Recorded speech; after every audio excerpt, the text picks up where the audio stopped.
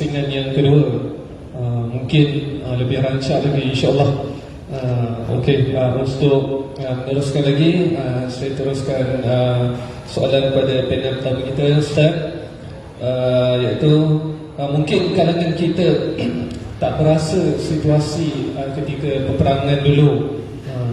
Jadinya Ustaz, boleh tak Ustaz ceritakan semangat yang boleh kita ambil dari tokoh kemerdekaan kita yang telah berjuang demi agama, bangsa dan negara? Tafadhal Ustaz. Bismillahirrahmanirrahim. Terima kasih pada pengurusi majlis. Sidang jemaah yang berbahagia, mengimbau kembali sejarah negara kita sama ada kita sedari ataupun tidak. Kita dijajah dalam jangka masa yang begitu lama. Mungkin tanya anak-anak yang ada sini, ya. Mungkin anak-anak yang ada kat sini yang muda-muda ni, ada yang hujung baju biru tu. Berapa lama negara kita dijajah? Tahu tak? Tahu tak? Tahu? Kita dah semua merdeka. Berapa lama negara kita dijajah? Ada siapa yang tahu di sini? Ibu-ibu ada yang tahu tak? Berapa lama negara kita dijajah? Siapa yang tahu di sini? 100 tahun lebih. Negara kita dijajah selama 446 tahun. Tuan-tuan ingat sejarah ini, jangka masa yang begitu panjang negara kita dijajah. Bermula dengan penjajahan Portugis pada 1511. Tuan-tuan ingat apa yang berlaku di Andalusia selepas pembunuhan beramai-ramai yang berlaku di Andalusia. Tak lama setelah itu negara kita dijajah oleh Portugis pada 1511. Dan Portugis menjajah negara kita lebih kurang 130 tahun. Jangka masa yang cukup lama, ya? Kalau seorang itu lahir masa Portugis datang menjajah sampai mati, dia masih lagi dijajah oleh Portugis. Selepas Portugis, negara kita dijajah oleh Belanda. Belanda menjajah negara kita dalam jangka masa yang begitu lama. Selepas Belanda datang Inggeris, setelah Inggeris datang Jepun, kemudian dikuasai oleh Bintang 3, kemudian dikuasai oleh British kembali ataupun Inggeris. Dan akhirnya kita mencapai kemerdekaan pada tahun 1957. The first point yang saya nak tekankan di sini, wahai anak-anak sekalian, sidang hadirin, hadirat sekalian, mungkin bagi ayah-ayah yang agak senior dapat memahami, kita pernah dijajah dalam jangka masa yang lama, 446 tahun. Tapi bagi anak-anak sekalian, rasakanlah penekanan, penyiksaan yang pernah dialami oleh datuk nenek moyang kita beratus tahun lamanya dijajah oleh penjajah. Dan ingat, kita tidak mendapat kemerdekaan datang secara tiba-tiba. Dan yang digembar-gemburkan di Malaysia ini, kita mendapat kemerdekaan tanpa titisan darah di atas meja perundingan. Saya tidak setuju 100% dengan kenyataan ini. Bagaimana kita mengatakan bahawa kita mencapai kemerdekaan tanpa titisan darah, sedangkan ramai pejuang-pejuang negara yang telah bersyahid terkorban dalam menuntut kemerdekaan. Ia tidak diartikan di peringkat akhir kita mencapai kemerdekaan di meja perundingan, tetapi kemerdekaan kita bukan hanya berada di meja perundingan. Ia bermula dengan perjuangan demi perjuangan. Ia bermula dengan titisan darah. Ia bermula dengan pengorbanan. Ia bermula dengan pengorbanan nyawa dan harta. Kalau kita nak sebutkan, ramai di kalangan mereka. Antaranya orang yang terkenal ialah Datuk Maharaja Lela, pembesar Perak. Orang Perak yang ada kat sini kena kenal siapa dia Datuk Maharaja Lela, ya, yang mati dibunuh. Datuk Maharaja Lela mati dibunuh kerana ingin memperjuangkan kemerdekaan. Mat Saleh yang ada di Sabah, pun mati terbunuh. Dan kita lihat apabila Mat Saleh mati terbunuh, jasad beliau digantung. Setelah mati terbunuh tu, jasad beliau digantung dengan kepalanya di bawah, kakinya di atas. Nak menggambarkan kepada orang Melayu, jangan kamu Namun demikian, ramai di kalangan negarawan kita, perjuang-perjuang negara kita, anak bangsa kita yang bangkit menentang penjajah dengan harta dan nyawa mereka. Sebahagian perjuangan mereka ada yang difilmkan seperti Sarjan Hasan, Lieutenant Adnan, dan yang terbaru ialah Mat Kilau. Mungkin bagi orang Johor terkenal dengan peristiwa Bukit Kepong, lakonan Jin Samsudin. Ya, ini di antara filem cerita-cerita yang difilmkan. Saya galakkan tuan-tuan kalau nak melihat perjuangan sejarah, perjuangan menentang penjajah yang difilmkan, antara filem yang cukup menarik ialah Omar Mokhtar, Lion of the Desert. Tuan-tuan buka, klik kat YouTube, Lion of the Desert, lakonan Anthony Quinn.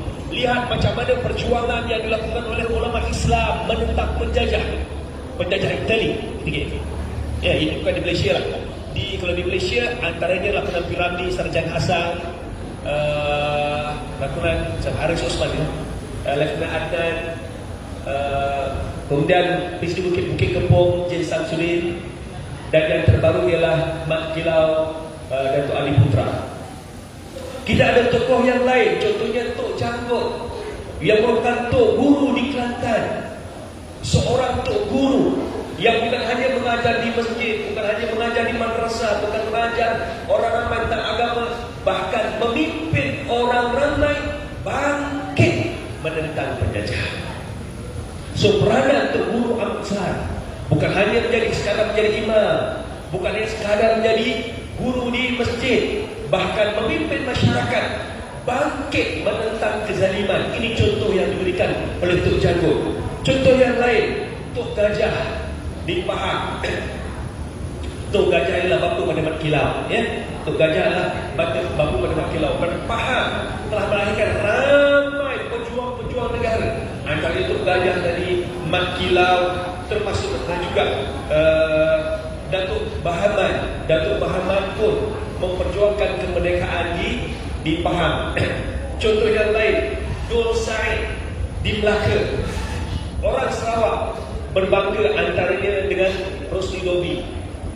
Di samping umat Islam, ada juga pejuang-pejuang kemerdekaan di bangsa yang lain. Cumanya pada malam ini saya lebih fokus pada di kalangan umat Islam, pemimpin-pemimpin negara yang bangkit. Dan saya nak tekankan diri sendiri tuan-tuan, bahawa negara kita dijajah dalam jangka masa yang lama ini 446 tahun, dan kita telah mengorbankan nyawa ramai pejuang-pejuang negara. Jadi slogan yang menyatakan bahawa kita mencapai kemerdekaan di meja perundingan adalah kenyataan yang tidak tepat. Sebelum kita mencapai kemerdekaan di meja perundingan, kita telah memberikan nyawa, kita telah mengorbankan harta, kita telah mengorbankan berbagai bermacam yang kita korbankan demi untuk mencapai kemerdekaan daripada penjajah demi penjajah, bermula dengan Portugis sampailah yang terakhir Inggris. Dan Rosli Dobi yang ada di Sarawak. Dan bagi wanita, mungkin perlu tahu siapa itu Ibu Zain. Di antara orang yang banyak memperjuangkan tentang pendidikan, memartabatkan pendidikan di kalangan wanita. Dan ini satu inspirasi yang diberikan oleh Islam sebelum zaman kedatangan Islam. Sebagaimana yang disebutkan oleh Dr. Sufiman tadi, nyatakan bahawa sebelum Islam datang, wanita dipandang sepi, dipandang hina oleh masyarakat. Mereka membunuh anak-anak wanita. Mereka meletakkan wanita pada darjat yang rendah berbanding lelaki. Namun Islam meletakkan faman ya'mal mithqala dzarratin khairan yarah. Barang siapa yang membuat amalan baik, tak kira lelaki maupun wanita, walaupun sebesar zarah, mereka akan nampak ganjaran ini. Allah meletakkan lelaki dan wanita ini sama darjat di sisi Allah Subhanahu wa taala. Yang membezakan ialah ketakwaan.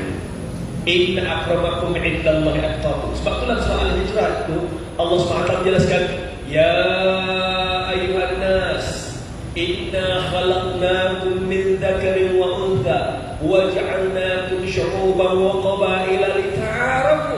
Inna Inna akramakum indallahi atqakum. Wahai manusia, sungguhnya kamu diciptakan lelaki dan wanita, dan juga suku kaum yang berbeza-beza. Tujuannya apa? Lita'arafu, untuk kamu berkenal-kenalan antara satu sama lain, untuk kita bekerja sama, untuk kita saling mengetahui antara satu sama lain.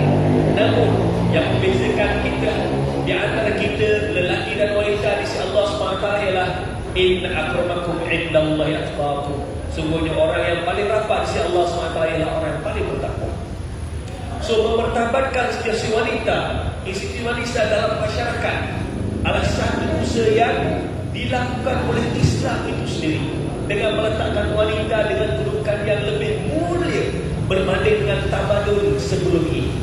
Dan alhamdulillah di Malaysia juga kita ada beberapa tokoh ibu mithali yang telah bangkit untuk sama-sama memartabatkan institusi keluarga dan juga kewanitaan.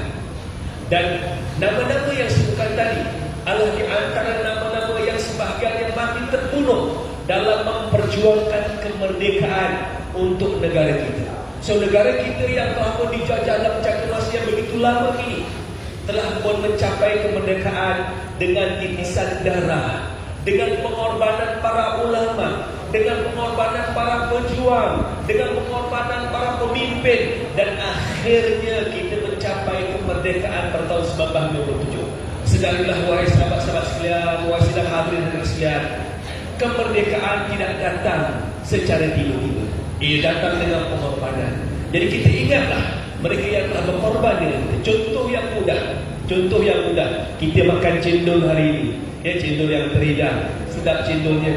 Cendol yang dihidangkan itu pasti ada yang membuat. Lalu kita menyantap hidangan cendol yang sedap, ingat siapa yang membuat cendol. Demikian juga dalam kita menyambut kemerdekaan ini, ingat pejuang-pejuang yang telah gugur, mempertaruhkan nyawa mereka untuk memastikan negara kita mencapai kemerdekaan. Semoga dengan kita menghormati mereka, Allah akan memuliakan kita. Sebab itulah Rasulullah SAW jelaskan, barang siapa yang tidak memuliakan manusia yang ada di muka bumi ini, dia tidak akan dimuliakan makhluk yang ada di langit. Semoga dengan kita memuliakan mereka, pejuang-pejuang negara ini, Allah akan memuliakan kita semua, insya-Allah. Wallahu a'lam.